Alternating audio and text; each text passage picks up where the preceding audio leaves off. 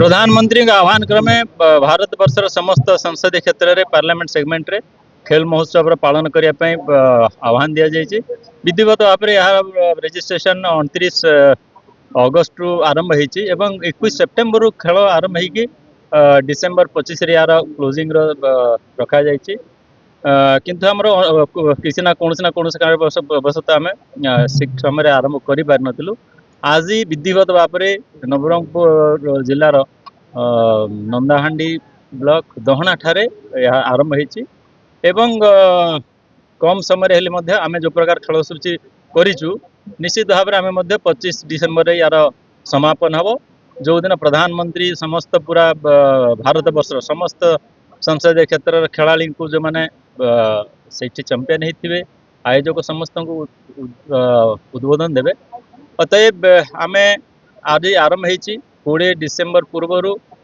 पंचायत स्तर ब्लॉक स्तर प्रतियोगिता सारिकी जो मैंने संसदीय क्षेत्र को जीवे तांकर प्रतियोगिता 21, 22, 23 3 दिन धरिकी नवरंगपुर ठारे आयोजन हम। एवं जो मैंने से कृति हे चैंपियन हे तांको पुरस्कृत करने क्लोजिंग सेरेमनी 25 डिसेम्बर रखाई जो दिन गोटे मिनी मैराथन आयोजन करा एथिरे खेल अच्छी क्रिकेट अच्छी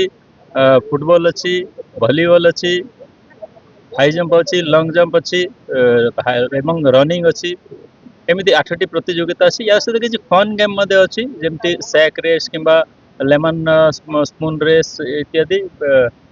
फन गेम यहाँ हूँ जो संसदीय खेल महोत्सव आज आम नवरंगपुर जिलार नंदाहांडी ब्लॉक आनुष्ठानिक भाव आज उद्घाटित होती माननीय सांसद द्वारा। तेणु यहाँ आम 10टी ब्लॉक नवरंगपुर 10टी ब्लॉक अनुष्ठित हम ता छड़ा पूरा सांसदीय क्षेत्र में अनुष्ठित हो से राज्य सरकार तरफ 5 लाख टंकार प्रोत्साहन राशि दिखाई ऑर्गेनाइज करने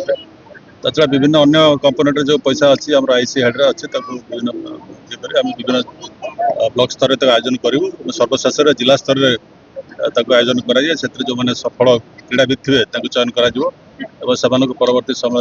राज्य स्तरीय जातीय स्तर में पार्टिसिपेट करने चयन कर विधिवत भाव में आगे ट्रेनिंग दे से भल क्रीड़ाविद रूप जमी से सफल क्रीड़ाविद रूप निजी प्रतिष्ठा करें दृष्टि दिया।